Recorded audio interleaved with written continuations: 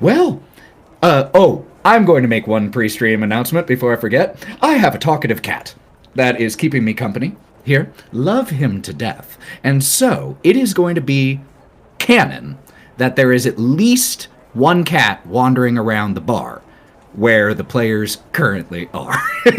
That's the justification. If you hear a cat, that's in-game. I'm pumping that in. It's dedication. All right, y'all. I think we should go ahead and run that intro so we can start Chapter 16 of the City of the Crimson Tower.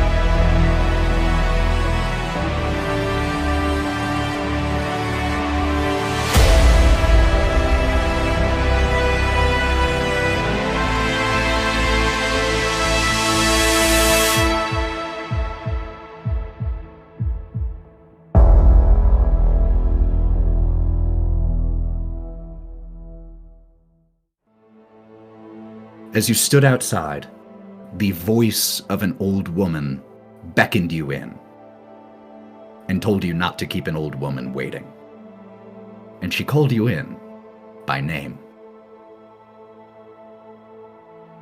So, when we left off, you all had headed inside. The room that you entered into is cushy in the sense that it is soft. The furniture in here draped with heavy blankets, large pillows, curtains on the walls, tapestries, almost no hard surfaces left unsoftened. And from behind one of the curtains, you can see the shape of an old woman, and a cat brushes by your legs, wandering through this area. You don't have to stop him. I said it's canon. This is now canon. This cat is here. Sally is trying to bribe the cat into being a little quieter. Won't work. As the cat brushes past your leg, you see the silhouette of a figure behind one of these silk curtains that drapes down in here. And it's a hunched figure. About time you all got here. Now, coming around, pushing through the curtain, a very, very old woman. She has slightly tan skin, a mop of white hair with just a little bit of gray still in there, but it is pretty much entirely starkly white. Her eyes are milky, though you can tell that they were a vibrant blue once. She's wearing many layers of draping clothing, warm wrapping her up, so that you can't tell if beneath this is a slight skeletal woman or a plump one. All you can see is just this mound of draping cloth and clothing as she is bundled up and makes her way towards the table that is set into the ground. But there are no chairs here. There are pillows and cushions. And she slowly squats down, her creaking bones popping audibly as she does. And she lowers herself. She looks up to each one of you in turn. Gloria, the Inquisitor. Hawthorne, raconteur. Yes, I know. I know. Nyne. The enforcer? Brawk. And she looks at you with almost a look of pity on her face. The cynic. Karina? Mistress, eh? And Éabha. The returned.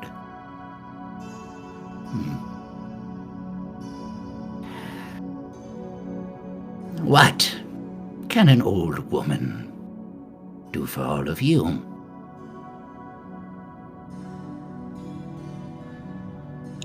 I mean, you were the one that asked us here through our dreams.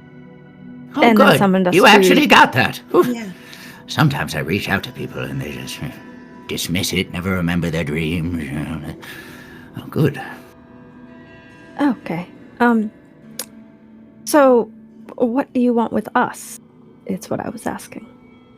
And she's gonna plop down on a cushion. She's still holding her little opium pipe and a lighter, but she hasn't lit it yet. She's just gonna sit cross-legged across from Miss Éabha. The lot of you. You stand on a precipice, the base of which you cannot even see.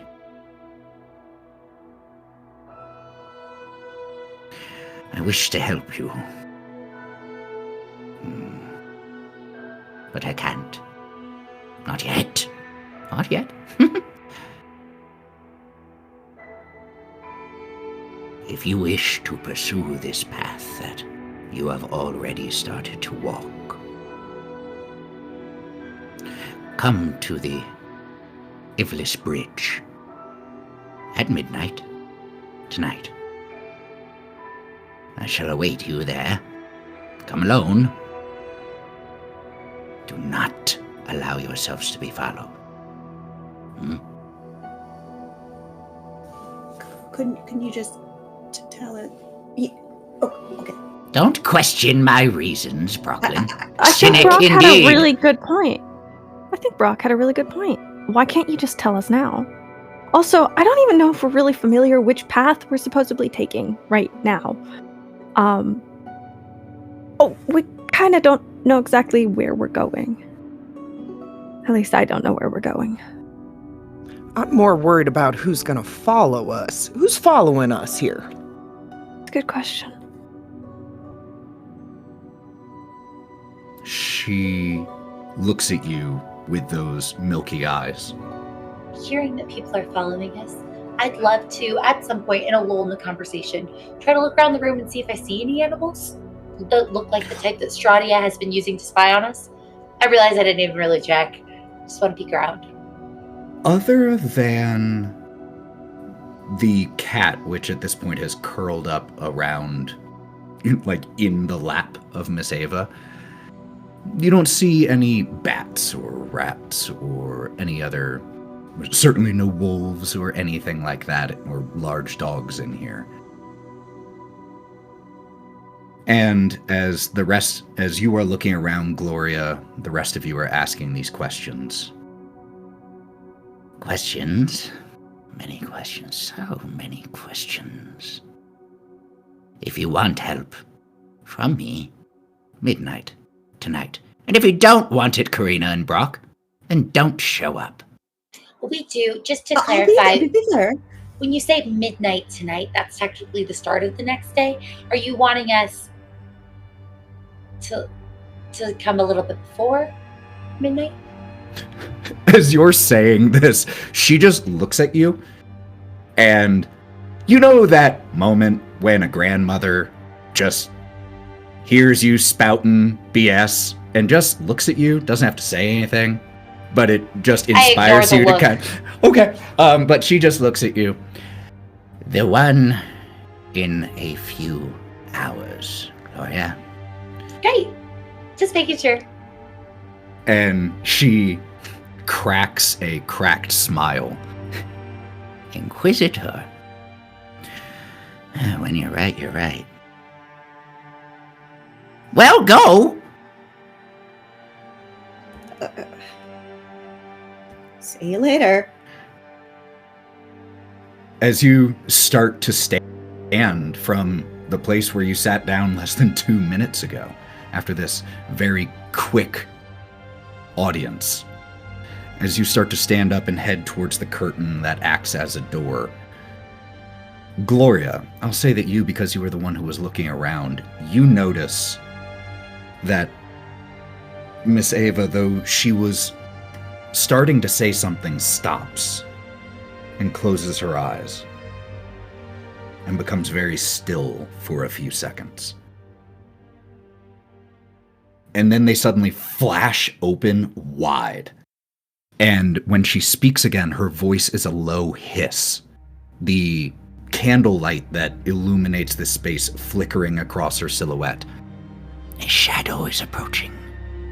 A lone servant of darkness. They seek knowledge of your future, secrets that I am sworn never to reveal to any but their keepers. Do not look, children, nor rush to greet them if they learn of your true potentials. All may be lost. Do not reveal even that you know of their true nature, for the Master will know that I have told you, and her wrath will descend upon all of us.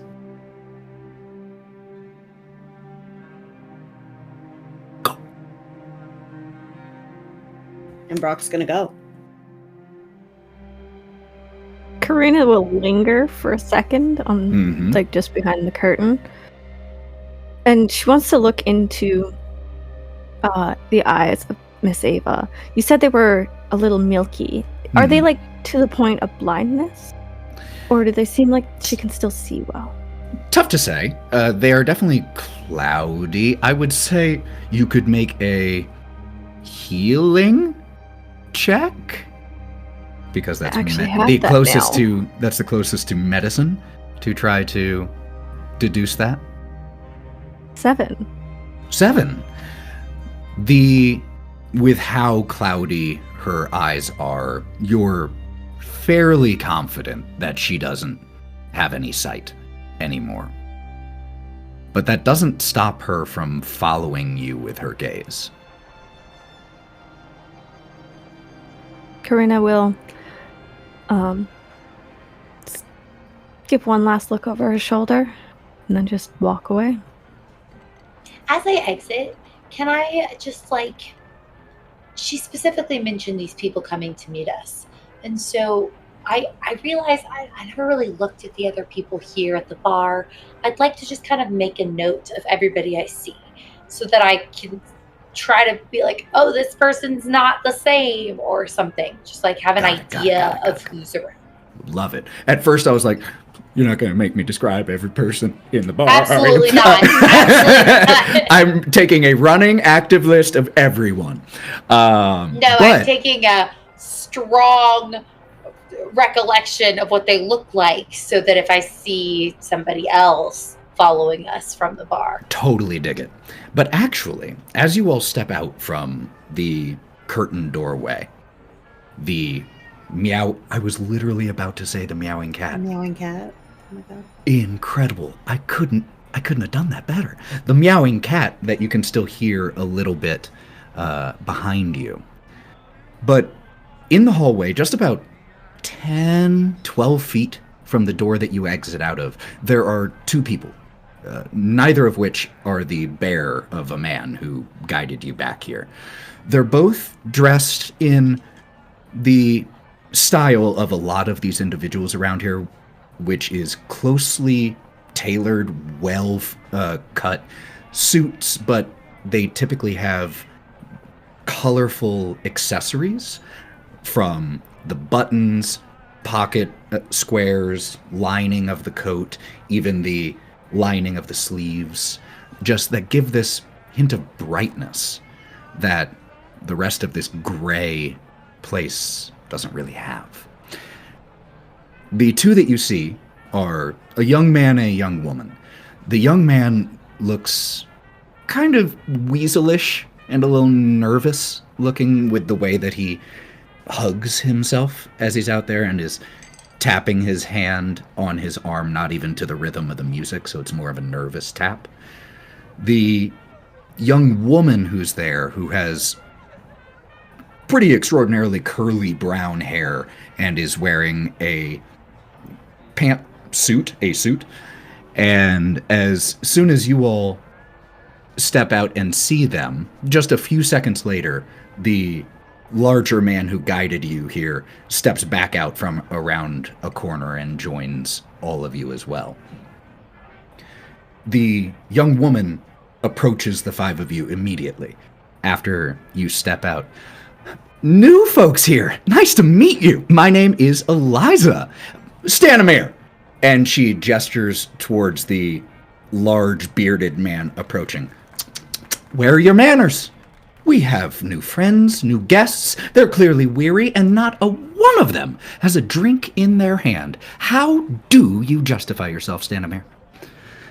And the large man, just gives a chuckle. Fate wakes for no one, Eliza. And Eliza gives a, fine. But Eliza does make a good point. All of you need drinks to rest your feet and enjoy some music. Here, follow me. And he starts heading back towards the main area. Hawthorne would follow very, very close in suit. He is ready for his drink that he's been waiting for. And Brawk would kind of skitter a bit to catch up to Hawthorne. Come me. As you all start to head that way following Stanimir, the Weasley-looking man,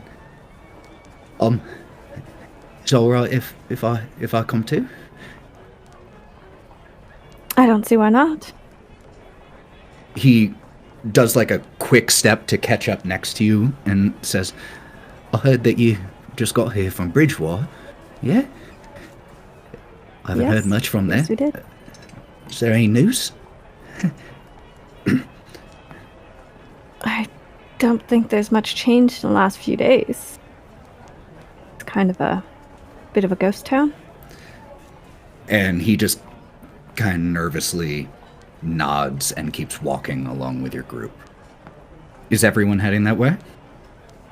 Nyne, you still have a watch, right? Yeah, I do. What time is it? Nyne takes out his watch, clicks it open. It is, at this point, God, when you left, it's about 4:30, 5. So we have like hours and hours until we have to be at the bridge.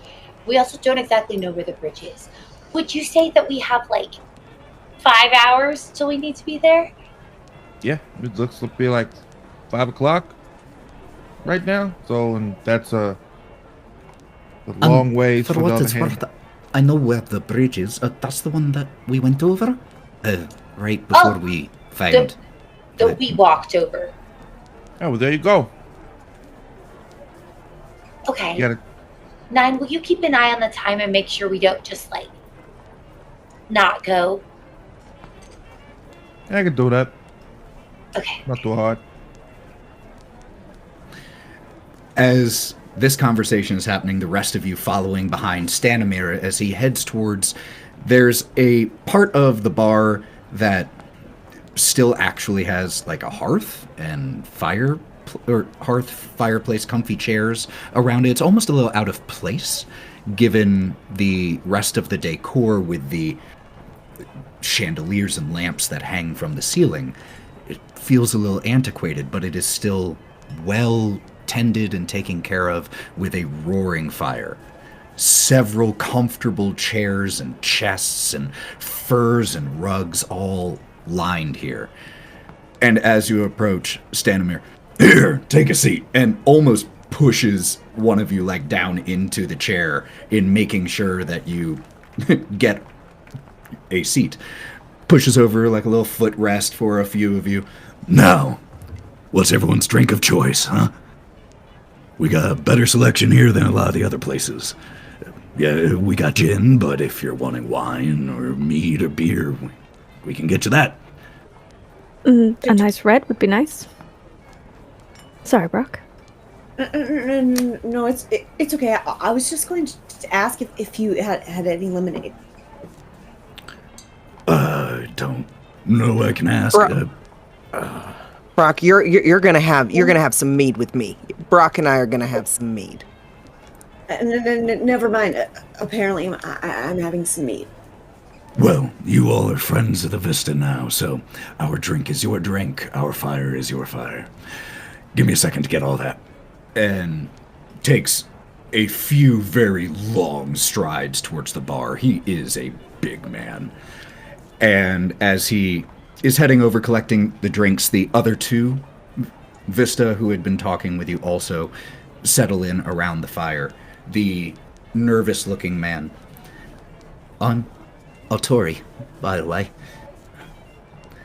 Nice to meet you all. Good to meet. Arturi scoots closer to the fire, sitting like on the ground next to it, and starts to... It's not cold down here, but he starts to warm his hands next to it and stare into the fire a little bit. Looks over his shoulder to the woman who introduced herself as Eliza. Been a little while since I've been around a Vista fire.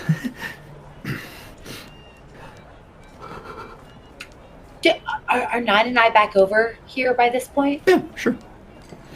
Nyne, I just look at you. That doesn't seem right. It's not really cold down here. Hey, you. A fire. What's your name again? Tori? Tori, okay, nice to meet you. I'm Nyne. Hey, you good over there? Yeah, I'm fine. Yeah, just... nothing. No. There's no nothing. You doing It's, okay? He winces a little bit. It's a complicated situation, but I'm all right. Thank you. Somebody beating on you? What? Somebody beating on you or something? No, not exactly now. But you all, you said that you were in Bridgewater, yeah? While you were there, did you ever meet a man named Rudolph? Who the fuck's that? Say, he's a doctor? I don't know no doctor. The only one that I know is Angel over here, so that's about it. What are you talking about doctors for? As Stan Amir walks back and starts shoving drinks into people's hand.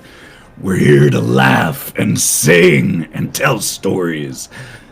Speaking of, anyone else up for a game of stories? Looks around to the other two Vista. Absolutely. I could play. Hey, well, all right. Turns to the five of you. Oh, do you know how to play? Really, very simple game. We, Vista, pride ourselves on being storytellers. There's a lot of boring nights when you're traveling on the road. So, the game is simple. We each tell a story. Not just any story. A story that will pull at your heartstrings. That'll make you laugh or cry. This story can be true, false, or somewhere in between. You tell the story, and we all try to guess which. Person who guesses the most stories right wins. Not a very nuanced game, I'll admit. Do you mind if I take care of something first? Of course. You wouldn't be talking about leaving the bar, though, right now, would you? No, I was just gonna step away. Okay. For a minute. Just wanted to make sure that I can tell that most of you all are relatively new to the area, so traveling these streets at night, It's full dark. Best avoid it if you can. So, if you're going to be heading outside, please make sure you take someone with you. Actually, I was planning on going outside, yes. I mean, would one of you want to take me outside? And she's going to look towards Atori by the fire. And he starts looking back and forth as the phenomena of when the person speaking looks at one person for long enough, all the listeners' eyes end up going that direction. And suddenly Arturi finds himself with multiple sets of eyes on him. Well, sure, yeah. And you see as he checks a watch on his wrist. Yeah, it's fine. All right, after you then. Wonderful. And she will lead the way outside. All She's right. just going to take a single step out the door to the side, and then she's just going to light her opium pipe. Okay. Then we'll jump back to you and Arturi out there in a second. As Karina does step away, though, the rest of you doing anything? And what drink did Nyne get? Because I don't think we heard Nyne or Gloria's. Nyne would have asked for the beer. Easily done. Gloria, what would you ask for? Do you have any hot tea? Oh, yeah, of course, no problem. Do you have a preference of styles? Green, black, fruity? A black tea would be perfect. Oh, yeah, no problem, got it. And you all are served your drinks. Stanimir watches the two leave, points the direction. She all right? Yeah, I just think she needed to step away for a second. What do you think, Nyne? She does that a lot. She'll be fine. She'll come back a lot more glassy-eyed when she comes back, so it'll be fine. She More relaxed. usually doesn't stay gone for long. Well, like I said, once she does get back, it's actually good timing for you all to be here. I think stew is almost done. So, if you all are all right with sharing our hospitality, it would, like I said, probably be best if you don't travel while it's full dark. We have rooms, we have places you can stay. They're not luxurious, but they're comfortable and they're safe. That's so thoughtful. I really appreciate that. You had me at stew, so I'm happy about that. Wait, so this game, once Karina comes back, can you tell? Do we go in order? What are the rules? Like, how is it determined who are you compared to us? Oh, no, not about comparison. And in terms of who goes in what order, and whoever wants to go next, no. We could roll a die for it, to figure it out if that's preferred. But no comparison. It's just about who guesses right the most times. It's not a complex game, just something to keep us entertained on the road. Wait, what kind of game can you play with dice? And you say that, and he gets his eyes go a little wide. Oh, I have so much to teach you. And he, pulls out a pouch of several dice. Okay, so this first game is called Liar's Dice. And we are going to cut outside. All right. So Karina's going to bring the pipe to her mouth and then after just taking a single drag on it, she's going to turn quickly, grab Atori's collar, and shove him against the wall. Ah!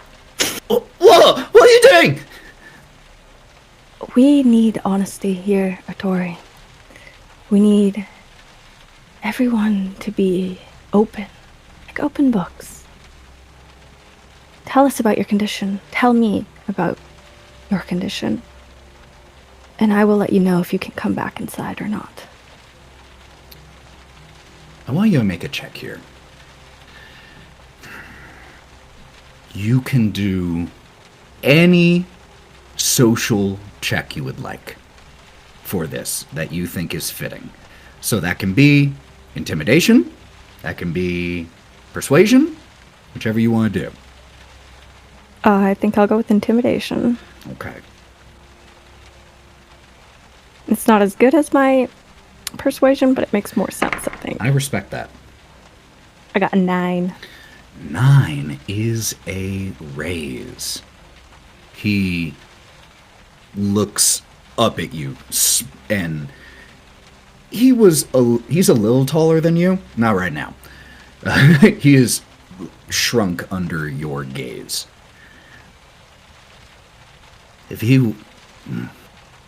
How exactly did you phrase it? I want to know about his condition. I don't have a condition. Then why are you so close to the fire? What were you going to tell us before you stopped talking? Because, like I said, it's been a long time since I've been able to be around a Vista fire. It felt good. I didn't know what I'll get next time I do it. So I was just savouring it. That's all. We were told not to trust people. And I don't trust you. I don't trust you at all. I don't trust anyone. These people are kind, and they're showing us kindness, and I still don't trust them.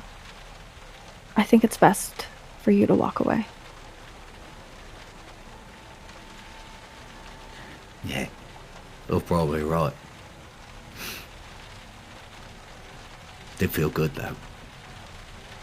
Just for me. You can come back at midnight. No, I can't. Tell them I'm sorry. That I couldn't say goodbye. What do you mean you can't come back at midnight?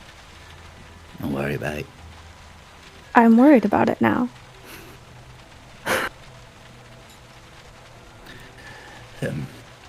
She's gonna drop him, like, let go of his, and take just a slight step back. Shame too. I had a really good story. Why can't you come back at midnight? Tell me something, and maybe I'll trust you. You are incredibly weaselly, and all you do is say these things that drop off. It's terrible. It makes people instantly not trust you. Tell me something so I can trust you. Then you can tell us your story. I'm not sure exactly what I could tell you that will make you trust me. What? What will make you trust me? Why you can't come back at midnight? Because if I do, and this place is in danger, and these people here are in danger, how's that? So if we leave at midnight, we're putting the place at danger. No. I am putting the place in danger if I'm here. Not you. Me. Why? Why won't you just be honest with me? I mean, I guess I didn't really... Okay, I do apologize for coming at you as I did. Yeah, it's not the best, like, opening salvo in, establishing a truthful, open relationship. Asking someone to come outside with you, slamming him against the wall. But I don't blame you for it, for what it's worth. Probably the same. It's been a long day. It's been a very long lot of days. I'm sorry. I'm sorry. Please come back inside with us. That's very kind of you, and I'll accept your offer, at least for a little while. And then I do have to be going. I can't say I understand, but fair enough. You don't have to. That's all right. It's my way, not yours. Right?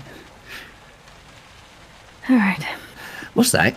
And he points his chin towards your pipe. Oh, do you want some? It's Smells good. quite. Yeah. She'll just hand him the pipe.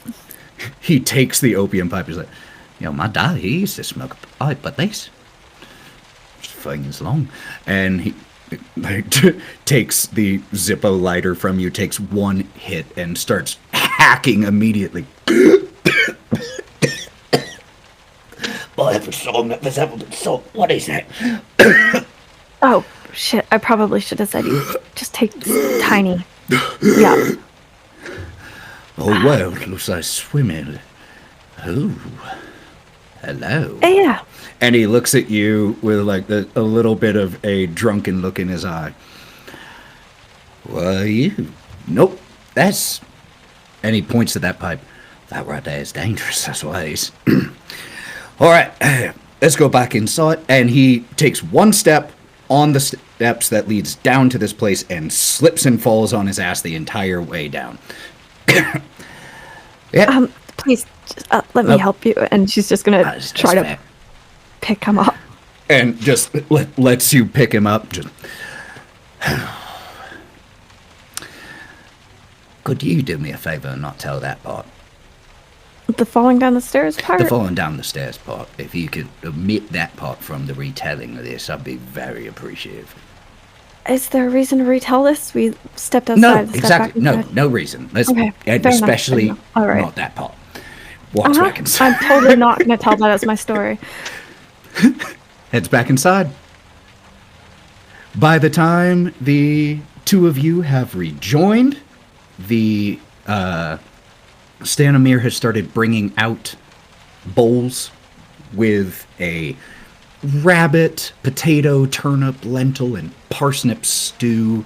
There are several generous and hearty chunks of flatbread that are served with each one, and he just brings one to each one of you and then crosses his legs and sits just straight down on the floor and begins to... He looks like a kid at Christmas as he is looking around. So, who wants to go first? Oh. And he sets his bowl down in front of him. I forgot a very important detail. The wager. You have to bet something. It can be of monetary value to you, sentimental value, anything like that. I'll go first.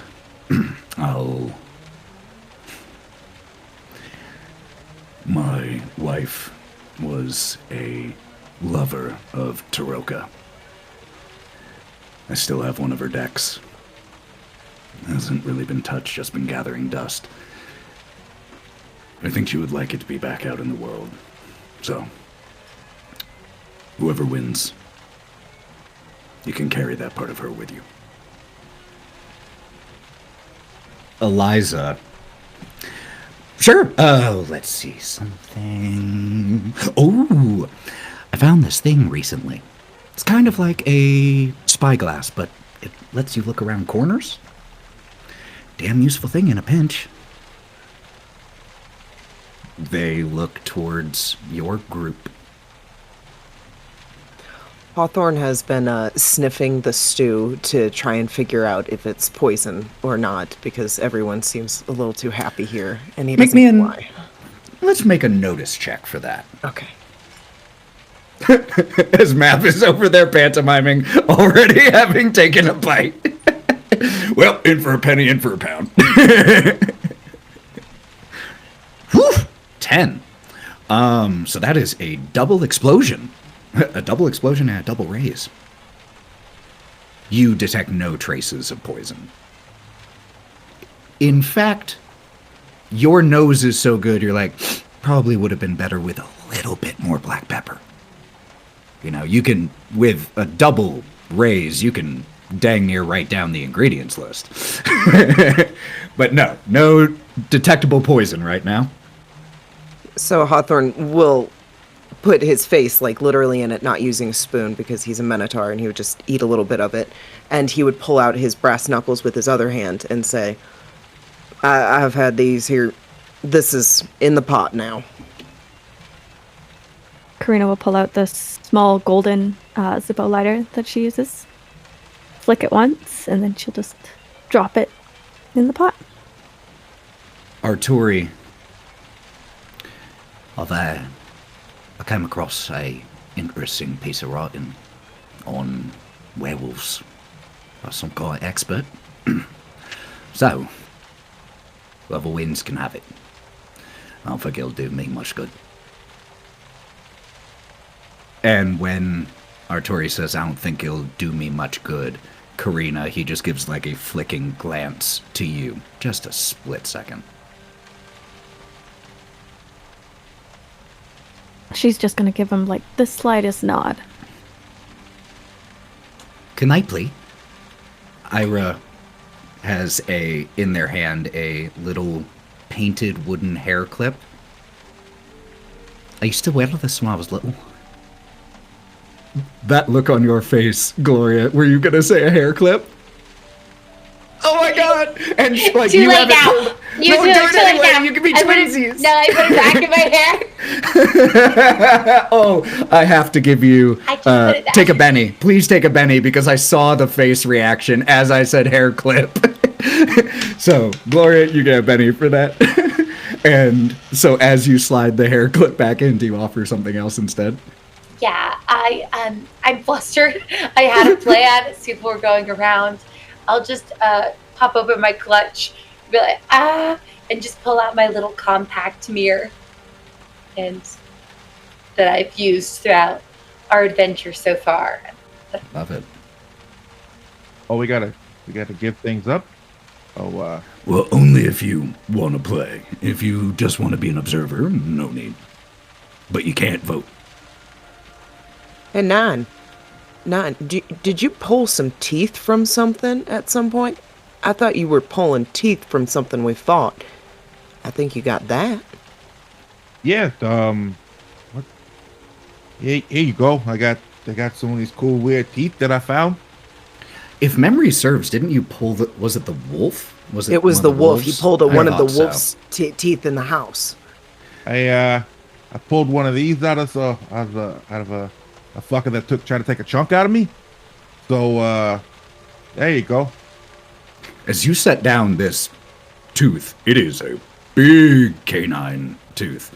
And Stanimir can't help but reach forward and pick it up. You said this tried to take a chunk out of you.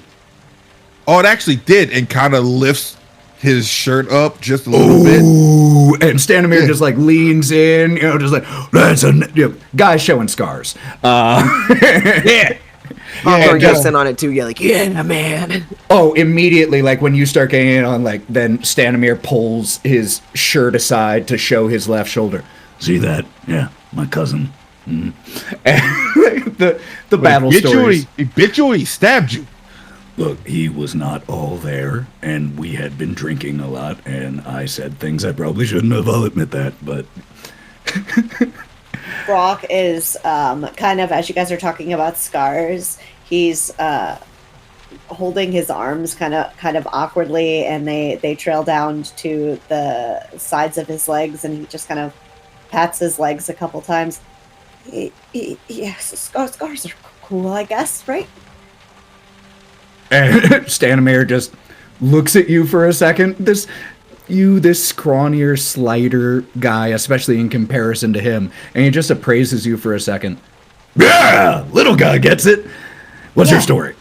Or never mind, maybe you'll save it, and I don't want to guess before we play the game, so I'll wait. Oh, okay. Are you playing though? Because if so, you have to wager something. And he pats the coat pockets as well as his pant pockets, and from one of his breast pockets, he pulls out a magnifying glass, but it's cracked in the middle. I fall a lot, so you get two different visions in one convenient little package. And he puts the magnifying glass down on top of everything else. Stanimir takes a mouthful of whatever drink is in his cup, bends down towards the fire in the hearth, blows into it, and the orange light of the flames turn green. And as they dance and sway, you begin to see the shape of a dark figure appearing in the core of the fire.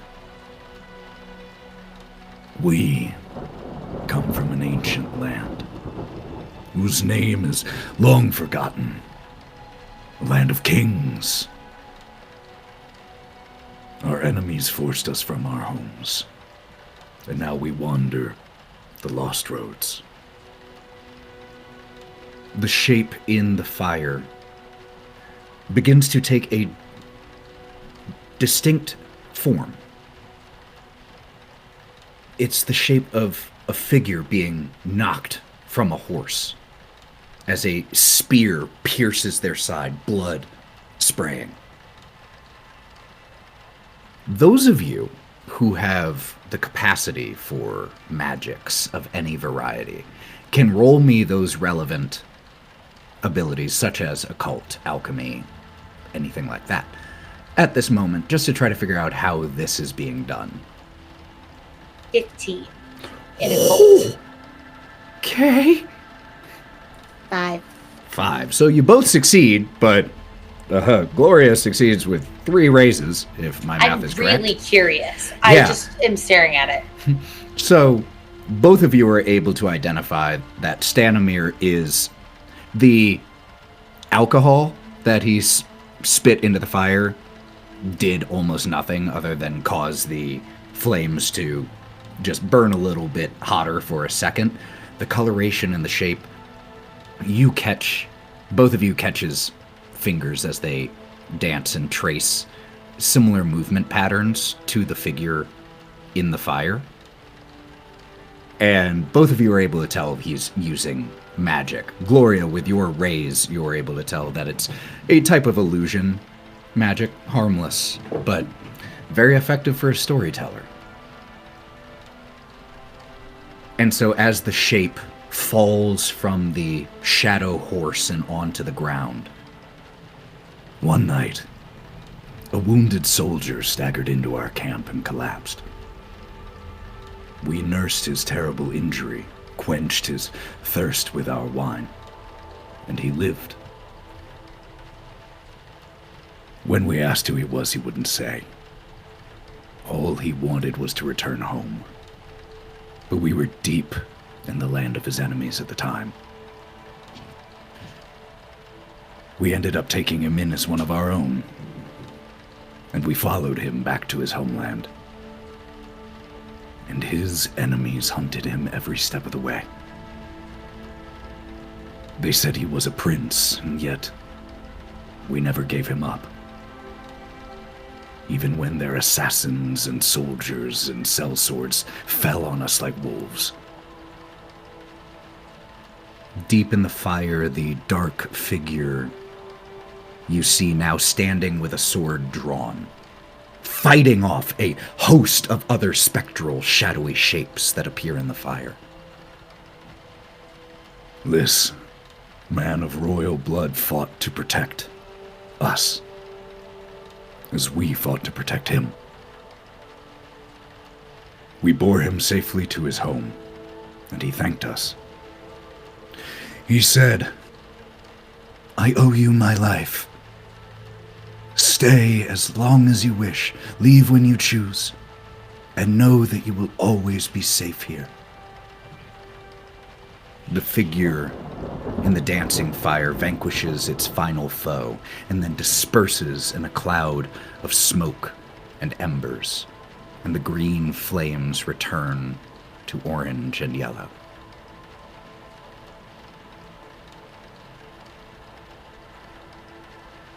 And as it does, he turns back towards you all. He had been staring into the fire this whole time as he was telling this story.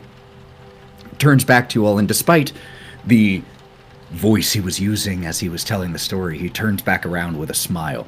So, what are your votes? The three options, just so you know: true, false, half true. I was like really watching this fire and staring at it. So could I get the sense that this felt like it was practiced movements? I feel like if I was really watching him perform this magic, does this seem like the type of, like, did it seem very... I can, with that many raises, you don't even need to make a notice check here, because the way that you're able to determine this is his fluency with the magical hand patterns. It is a practiced motion. So you get the impression that this story has been told by Stanimir multiple times. Then I'm going to vote that it's true. I agree. True. I think it's true. I think it might be half true. Half true.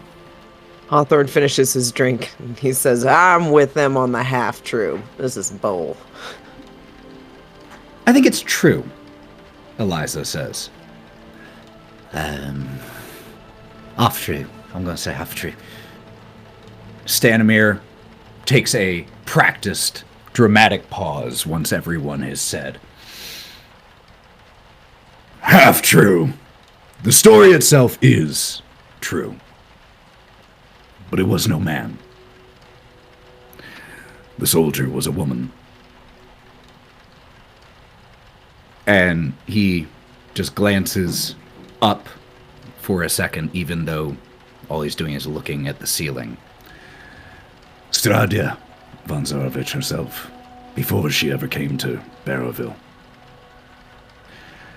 It was her promise, then, that allows us Vista to remain safely in this valley, without fear or favor.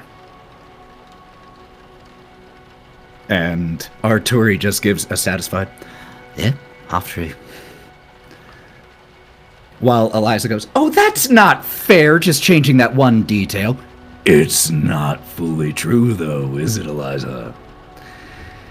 Yeah. Fine. So those of you who voted half true, you can count one correct answer on your tally. Well, who's next, then? And Stanimir looks around expectantly. I have a story. He immediately sits down on the plushy rug and looks at you with just big eyes, just a boy getting told a story around the fire. She's gonna stand up, most dramatically, pull a cigarette from her pocket, then fumble a little bit as she realizes she doesn't actually have her lighter anymore because it's in the middle of the pot. So she'll take Nyne's offered flame. This is a story I was told a while ago. Of a little girl. Deep in the woods. She was 6, maybe 7. A beautiful girl with the beautiful name of Marie. Blue eyes that were like the sky when the sun still shone. Gorgeous. But she loved to wander the ruins of this old graveyard deep in these woods. And every day, she would run out there and pick the grave flowers. Tiny little blossoms that matched her blue eyes. She would put them in her dark hair and skip around the broken graves. She swore that there was friends, voices that kept her company. It's a lonely town she came from, but as she would skip through the graves, collecting the blossoms, till she had her hands, her little dimpled hands full of blossoms, she would make her way home, bring them home to her aged grandmother. Only when she got home, there was no home. Her wooden house that never quite sat straight, gone. Ruins, aged, rotten wood. But every day she came home. Every day they were gone. It's rumored she still wanders. She still skips and collects flowers in that graveyard. My lover swore he saw her once. Swore he saw those blue eyes in the forest. Heard her little gentle laugh as she giggled away. What do you say? Do you believe in ghost stories? Stanimir just gives a big smile at the end of it. I want to think it's true. Half true.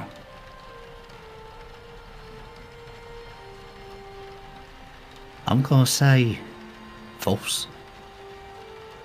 Lover. I don't think that's what you would call him. I'm saying false too, Karina. I don't believe that. I gotta go with Zarlo in there too. So, false.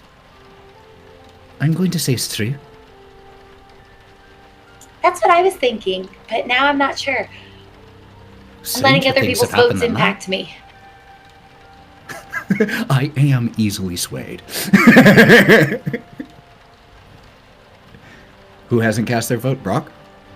I'm skeptical. Though a beautiful story, though beautiful, I don't think it's true. I'll say half true again. Eliza chimes in. I'm sticking to true. Sticking to true. She's gonna just smile and open up the first page in her dream journal. And there's just a sketch of a 6 or 7-year-old girl, like the description of her girl, the person she was talking about. I don't know if this counts as half true, but I think it's all bullshit. And she'll just close the book and sit down.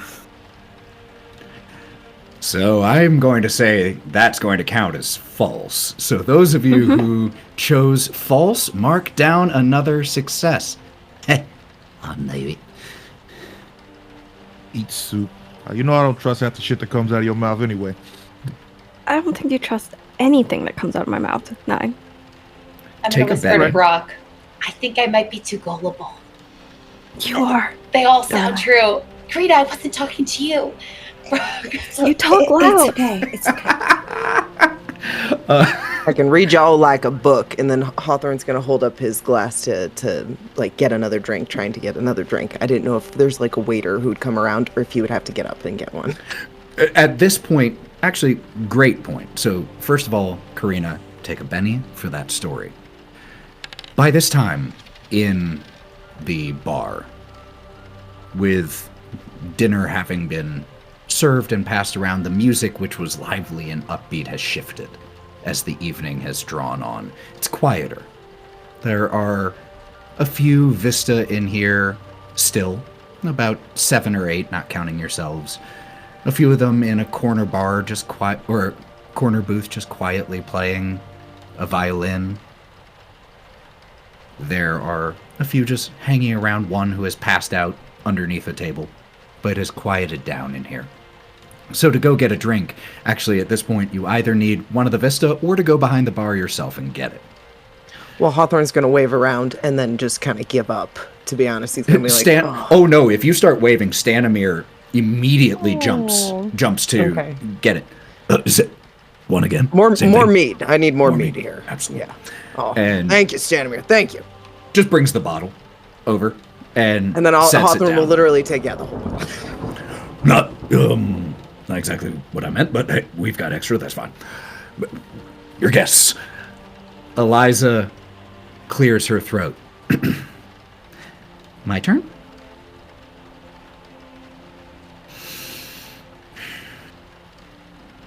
It is said that within every raven flutters a lost soul, and that each raven's song tells a tale of ages past, stories forgotten.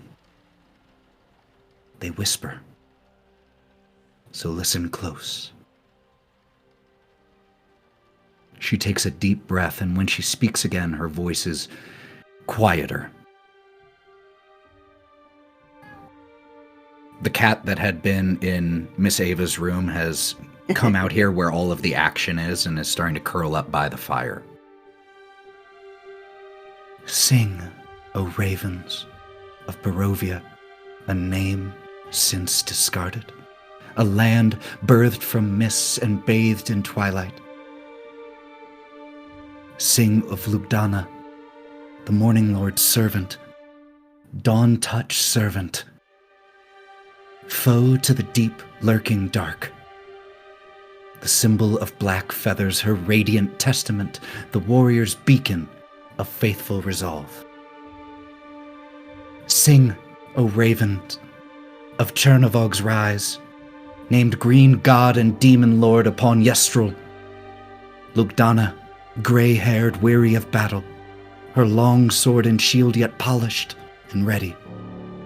Guided through shadows towards sacred ground, she clashed with the demon, their tempest-like dance. Sing, O ravens, of Lugdana's last fury, of ravenkind's token now blazing with light.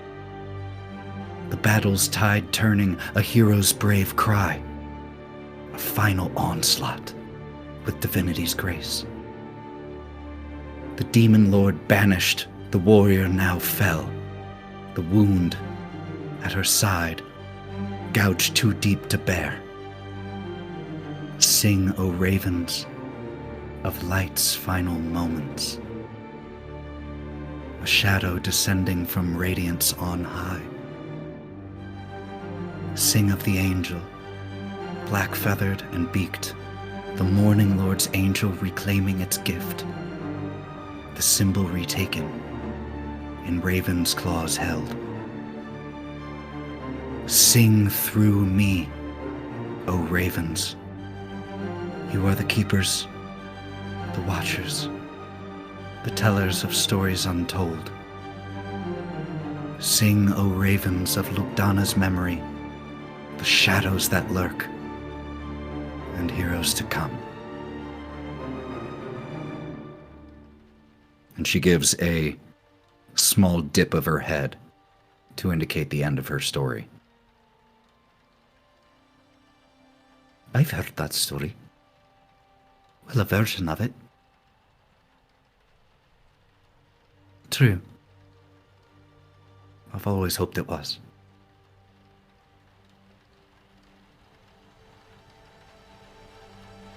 I'm going to say partially true because, I don't know for sure. I feel like birds, anyway, half true. I think I'll go with true. I like the sentiment. Half true. It seems like a story that's been told over and over. The details have to be muddled. False. Sounds like something that we want to believe.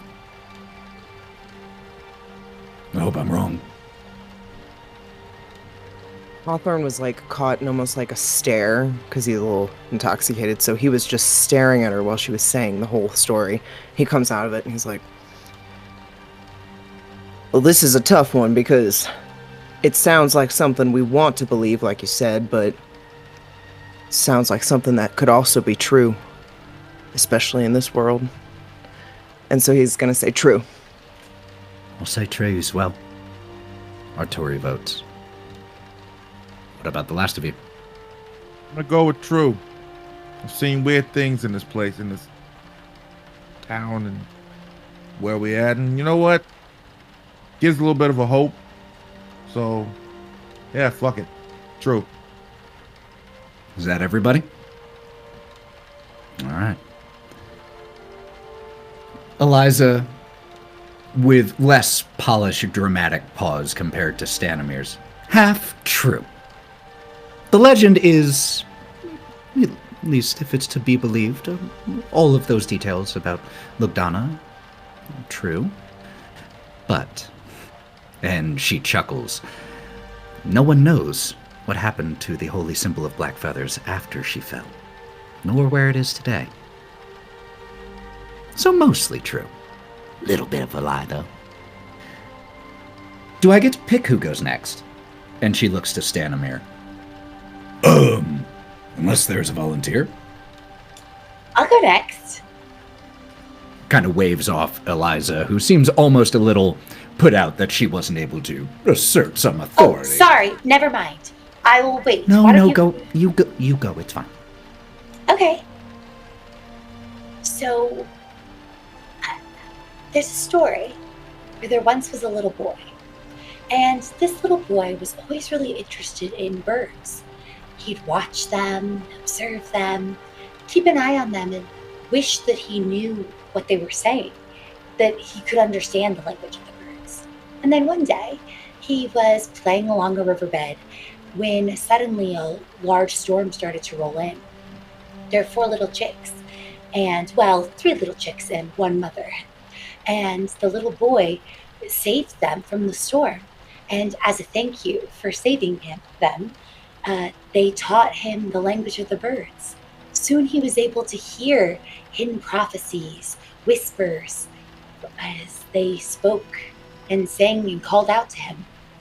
But one of the prophecies he heard, it frightened him. He was told that he would no longer be the son of merchants, for his parents were merchants, but instead he'd be the son of a king. And this scared his dad probably more than it scared him. And soon his dad sent him away. After traveling and hearing from the birds, he found his way to a far-off kingdom, where there a king was upset because he was plagued by 3 ravens that were sitting on his window and wouldn't leave him or his daughter alone. And the boy, who knew the language of the birds, was able to speak to the 3 of them, solve their riddle, and fell in love with the king's daughter, the princess. And soon that prophecy he heard when he was younger came to pass. He married the king's daughter and became the son of a king. But as he started to find his happily ever after and found love, one day he realized he heard a tweeting and the twittering of birds outside his window, and he couldn't understand him anymore. I think that's half true. I think there's truth buried in there, and a little bit of fantasy as well. You're a good storyteller, though. Agreed. So I'll go with true. Half true over here. False. Eliza think it's false. says in a slightly annoyed voice. Karina will just glare at Eliza and then look back at Gloria.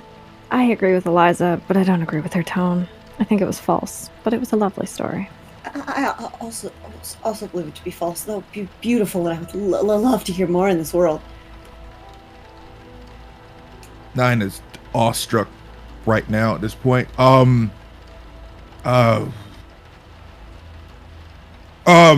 It was like yourself. It was beautiful. But I'm gonna have to.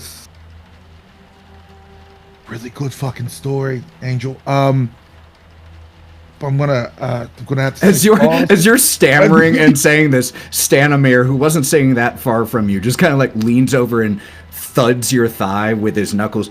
Hey, yeah, false. It's false. False. Yeah.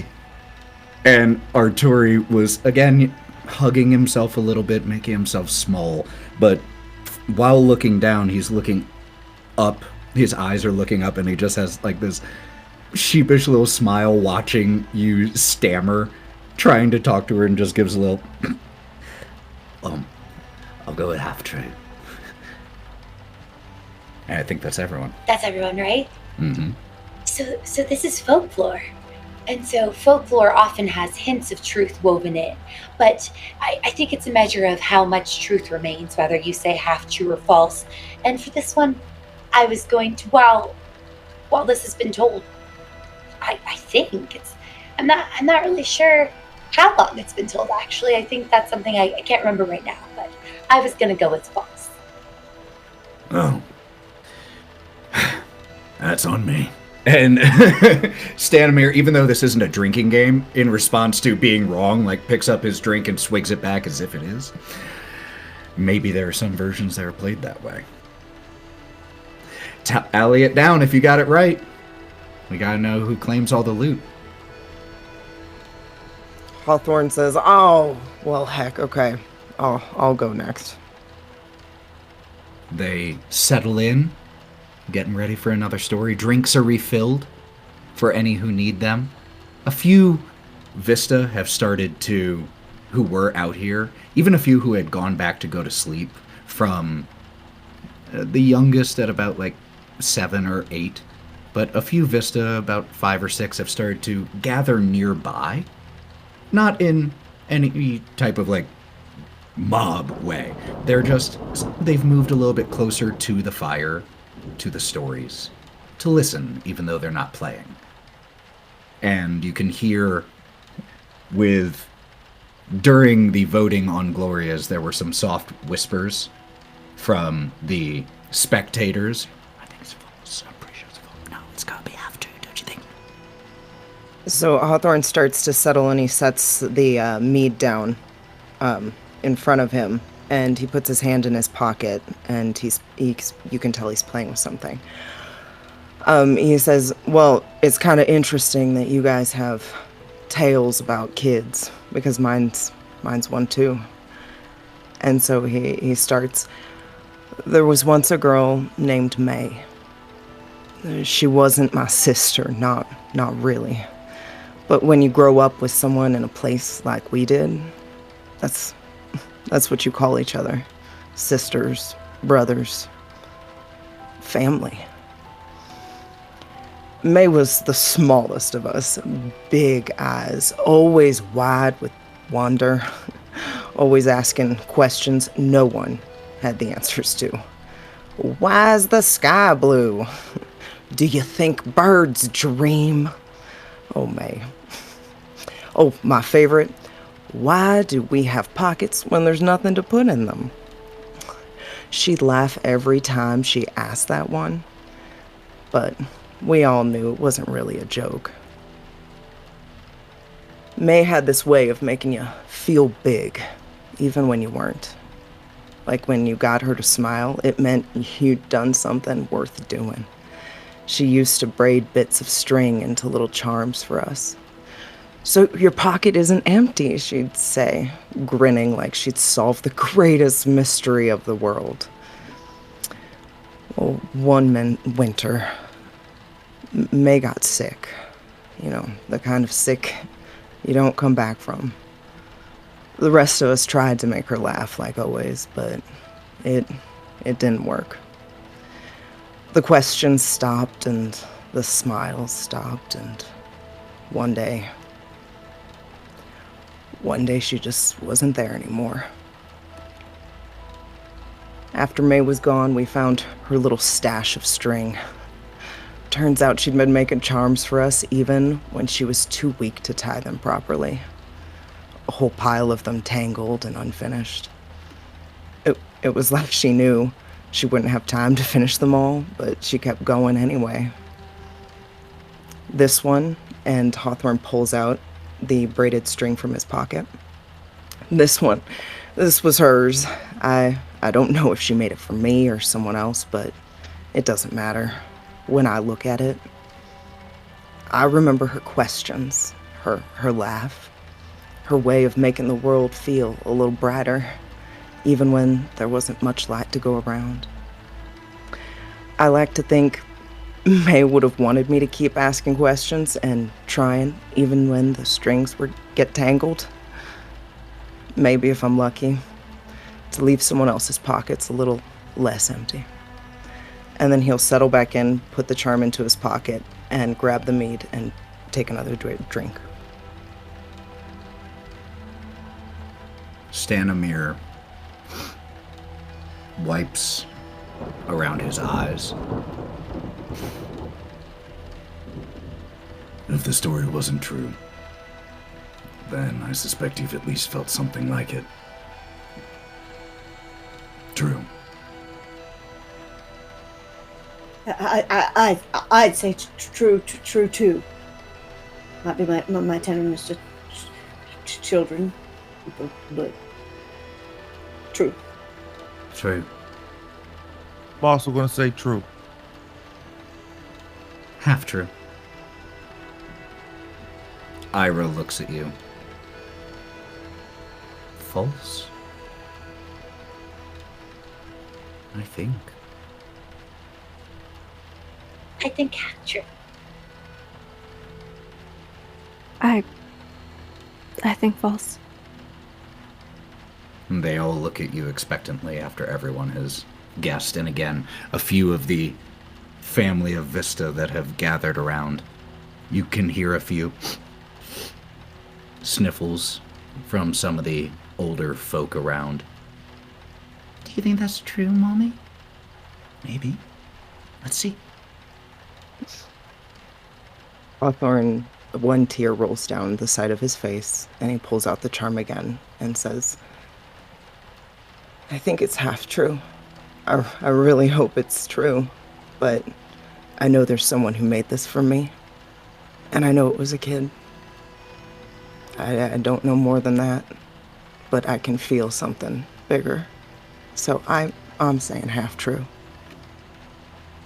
Stanimir stands and walks over to you, and even though you had grabbed the bottle, he delicately takes it from your hand and grabs the glass that had been provided, and he pours more into the glass, hands you the glass, pours some into his own, and silently raises a toast to you.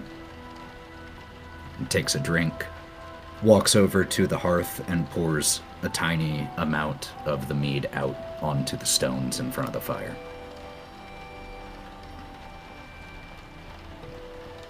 The gathered Vista, again, you can hear some sniffles. But from one of the older folk in the back, Oh, come on, let's not dwell. Next story. I think I can lighten the mood. My life is a series of embarrassing and oftentimes unfortunate events. And this is one such moment. Well, 7 hours of horror and delight intermingle. Anyway, I'm getting ahead of myself. I was staying with my great aunt, taking care of her. My mother's favorite in all the family. She had a mushroom garden out back. She loved to grow things. She loved working in her garden. One day, I came in from working in the garden with her, and there, on her stove, was a kettle. Ordinary kettle. I thought to myself, oh, I would love some tea. Absolutely love some tea. That would warm my bones, ease the tension from my body. Not an hour later, I started to see things. I started to feel things. My body tingled, and the sun was so bright. And until it went down, I couldn't think about anything other than the sound of the birds in the sky. And I swear, I laid in the grass for hours. Come to find out, my great aunt grew hallucinogenic mushrooms, and I had grabbed the wrong kettle. That was my first time, and my only time since. as the reveal is spoken, the Vista gathered around, Stanimir, Eliza, Arturi included, and Ira just all start to laugh. The mood immediately lightened as the youngest child who had spoken up earlier is tugging on her mother's skirts. Mummy, I don't understand. What's the tea? What mushrooms? Don't worry. You'll probably find out when you're older. Not right now. Just mushrooms isn't that silly. Just drink the wrong tea. And the little kid, pacified with this bullshit explanation, oh, just laughs along with the joke even though she doesn't get it. Hawthorne's gonna smack Brawk on the back and go, oh, that sounds true. I'm going with true there. Please say it's true. Yeah, I'm gonna go with true. Hey, sis, I'm gonna go with true. I'm gonna say half true. Just to be different, I'll say false. I'm gonna go for false. Maybe true. You seem like you might have grabbed the wrong tea more than once. False. Eliza, the last member to vote. The whole voting process is weirdly stressful. Everybody's gone, right? As he checks his pulse on his neck. Yes, everybody's gone. Did you drink the magic mushroom tea or not? It is unfortunately very true. And in addition, and cherry on top of this situation, I also, in fact, it did soil myself and vomit in the grass as it settled into my stomach. It was unfortunate and further embarrassing. Thank you for creating a safe space for me to share. Just friendly laughter and jeers and all in good spirit just erupting from around you, even causing a few other individuals who had gone to sleep to like come out and start trying to figure out what everyone was laughing about. Arturi checks his watch quickly. I'll go. Next. I'm not as good a storyteller as everyone else, so bear with me. There was once this fox, well known for his cleverness of mind and body, and he lived with his kit in the woods. One night, a pair of sparrows brought him their child, their chick, for it was sick, you see. Deaf, clinging to it like its own feathers. The fox took the chick into his den, but for all his knowledge, he could not help the bird. And the chick breathed its last choking breath in the fox's paws. The sparrows, driven mad in their grief, aided by 4 of their kin, they stole the fox's kit in the night. They delivered it to the wolf who had long hungered for the taste of fox blood. Wolf ate the kit, and the sparrows departed to return to their own flock, justice quenching the fire of their pain. When the fox woke and found what the sparrows had done, rage clutched his heart. With his cunning, he knew that the rats in their burrows beneath the earth had always despised the sparrows for their flight and their songs. So the fox went down to the kingdom of the rats, and he promised them a forest free of the songs of the sparrows. Intrigued, the rats agreed to help. But the rats, you see, they could not find a sparrow's nest on their own, too high up. But the crafty fox, he could. And as the sparrows slumbered in the hollow of an ancient great oak, the fox, he led the rats right to the sparrow's nest. The rats take you, as you have taken my child from me. And the rats fell upon the sparrows with tooth and claw. For the crimes of 6, the flock perished with nary an egg spared. They say the misted wood is darkened now, and the trees no longer sing with the songs of the sparrows.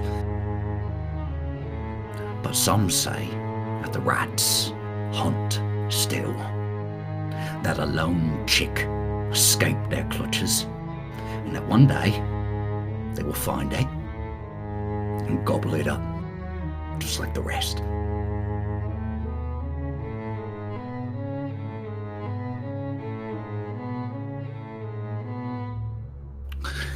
And he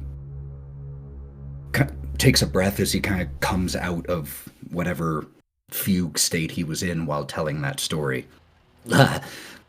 So, true, false, or half true, eh?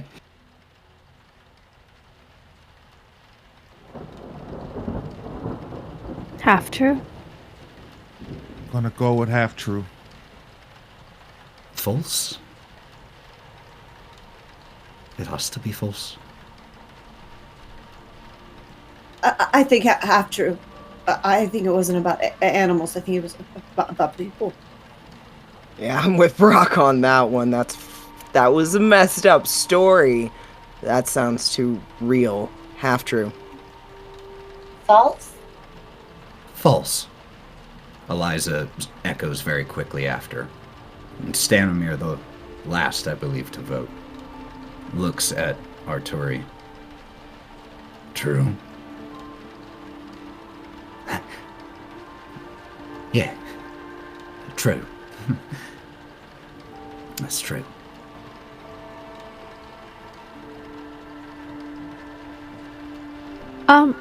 This is a little bit off, but as he was speaking, did his demeanor change at all when he mentioned the wolf? His demeanor changed while telling the story. Like, he hunkered down further into himself, and just like Stanimir did, stared into the fire, even though it didn't have the illusion magic going this time. I mean, when he talked about the wolf, he definitely sounded serious about it, but what type of demeanor change would you be looking for? Like any sort of slight changes, like maybe fear or uncomfort or just tiny. Make me a notice check. It'll be after the fact, but go ahead and make me that check. 11. 11? Yeah. Whether it be great storytelling or genuine response, Arturi did when he mentioned the wolf. Just stutter over the word a little bit. Alrighty. Not something most people would have picked up on, but you did. Well, who's... We only got, what, 2 left? Huh? Éabha and Nyne. And Éabha, realizing they are the other last one, looks at you. I'll go. Nyne sits up. Wait. What? Was it true? Did I miss that? Yeah. False. No, it's true. It's true. Oh. So those of you who said true, you can mark that down as a successful guess. If anyone wants to do anything after the truth, the veracity is revealed before the next story is told, you may, of course. Okay. Nyne will put his hand on Gloria's shoulder and say, it's okay. It's all right. So, my tale. 2 explorers were going into a tomb. They come across this tomb on the ground here. They dig it up and accidentally open it. And an ancient evil that was locked away for 10,000 years was returned to the world. A vast and powerful sorceress, hell-bent on ruling every bit of the realm. No one could stop her. She could raise monsters from just the flick of her wrist, control legions of golem-like minions. But one day, there was someone that could stand up to her.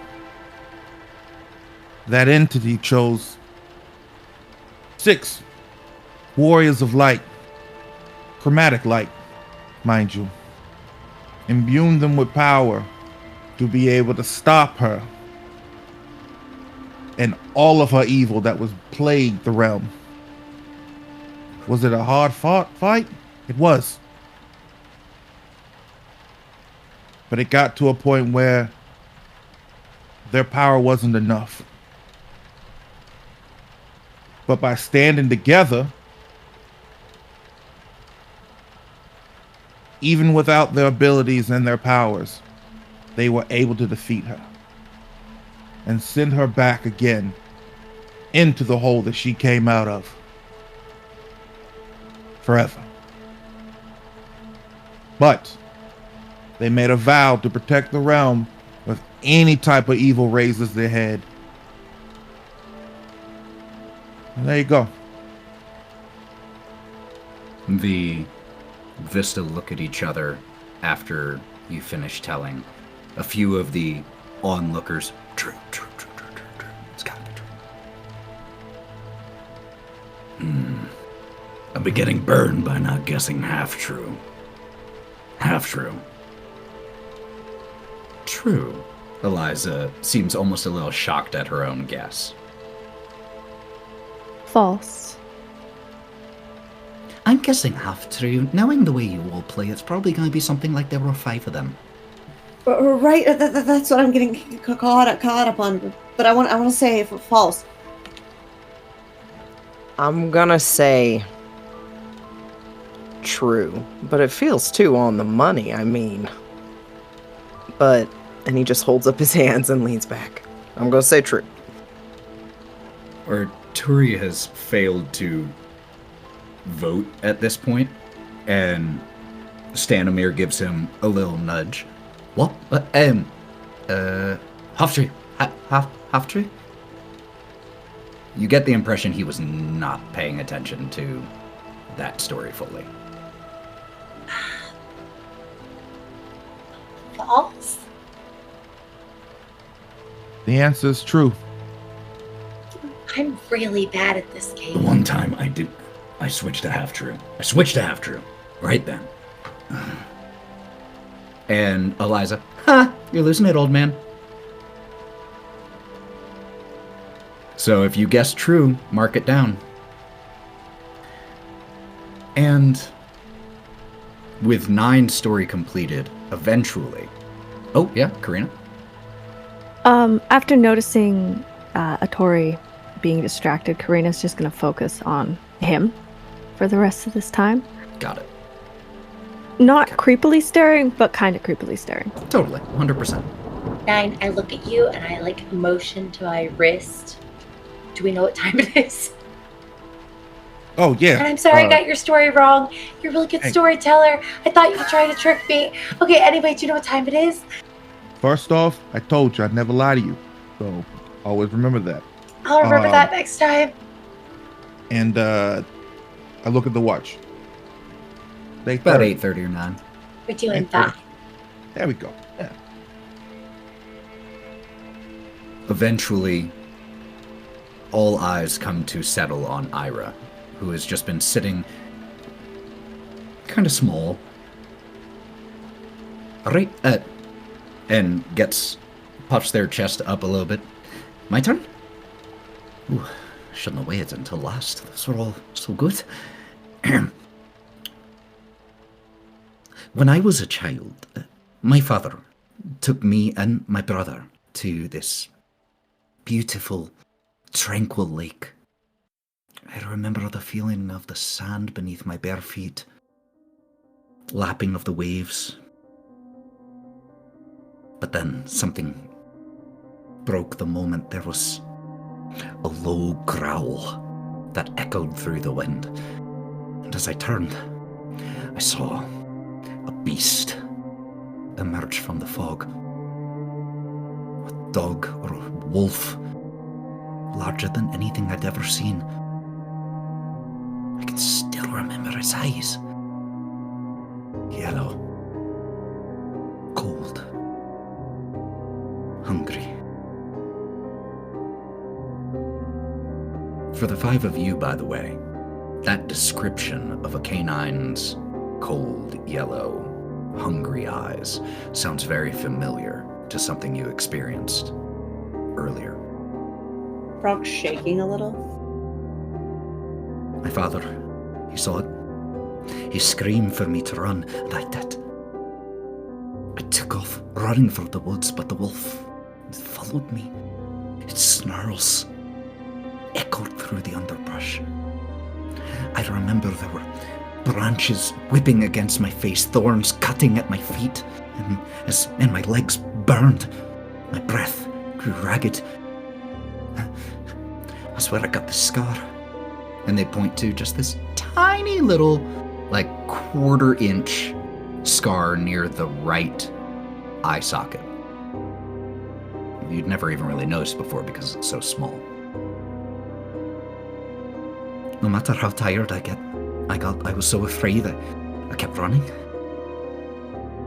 It was only later, much later, long after the wolf's howls and snarls had gone silent, that I let myself stop running. By then, though, the woods I was in, they were so strange, and I couldn't hear my father's shouts anymore. There was this heavy mist that came down around me, shadowy shapes that surrounded me. I stepped forward, one hand reaching towards the fog. And the wolf, made out of the mist itself, leapt forward, its jaws opened wide to devour me, and then everything went black. The next thing I remembered, I was lying in my own bed. I could hear my father humming from the kitchen. I don't even know how I got there, what became of the wolf. But I can still remember its teeth, as clearly as ever. Made that, and just gestures with her chin a little bit towards where the fang that Nyne wagered is lying. Made that look like it came from a puppy.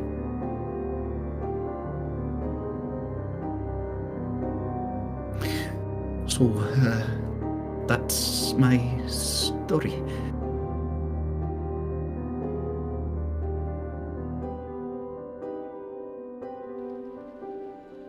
Karina is going to reach out and take Brawk's hand after she notices him shaking. He Sorry. is shocked. Sorry. Are you okay?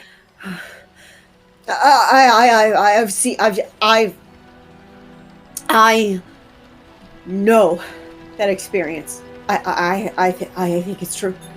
And he squeezes your hand a little bit harder, and you can feel how sweaty his hands are. She's gonna give it like a little tap on top with the other hand. I think that's half true, Éabha. Arturi says as he's in the process of standing up, I'll go guess false. And begins to put on an overcoat that he grabs from a nearby stool. I agree, false. True. There's some damn big dogs around here. True. Well, people really brought their A game is all I'm just saying. These stories are great. I'm gonna guess that's terrifyingly true right there. Nyne's gonna look at Éabha. True. Got you. It's false. Damn! You did. It's a dream. It's just a dream that I've had. I don't even think there are any lakes near Bridgewater. You should have known that. Looks over at Stanimir, and Stanimir kind of reclines back a little, leaning onto someone else who was sitting down behind him, putting his hands behind his head. I still think that I was right when I said true. Many dreams have truth to them. I agree with Stanimir. I'm just saying. Sorry to leave right after the festivities, but it was a pleasure to meet all of you. And to the rest of the Vista who are still there, Thank you. Thank you all for letting me share your fire. I'll walk you to the door. You're not gonna stay? No, I can't. I've been selfish, even staying as long as I have. What does that even mean? Well, why do you have to go? Did you say not to leave? he gives you a sad smile. I'm a liability every hour I stay here. Let me just thank you for letting me stay and leave. Don't make it complicated. All right. Dude, well, hope to see you soon or later down the road. Hawthorne's gonna stand up, put his arm around him in a friendly way, and go, "Hey man, don't you want to tell us just one more story? I mean, you seem like you got this story that you just want to get off your chest here." Karina is going to put her hand on Hawthorne's shoulder. I think we've had enough stories for tonight. Let the man go. Thank you. Thank you all. Sincerely. Be safe out there. I know you all will be. Gives a grin over to the Vista, a few of whom raise glasses to him or come to shake his hand. Heads to the door. Do you want any more? And she's just going to kind of like gesture to the pipe before he leaves. He looks at it with just the smallest amount of visible temptation. No, I don't think that's a good idea. You all have been very kind to me. And he reaches down, because you stopped him before he got outside, he reaches down and he scratches the ears of the bar cat. Watch out for rats. And as he opens the door and walks out into the rainy, dark night, leaving you all here in the bar and billiard hall, that's where we'll close tonight's episode.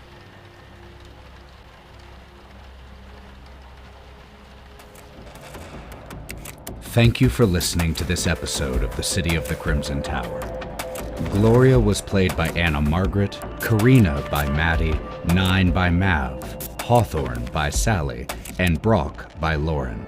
And Ethan did all the other stuff.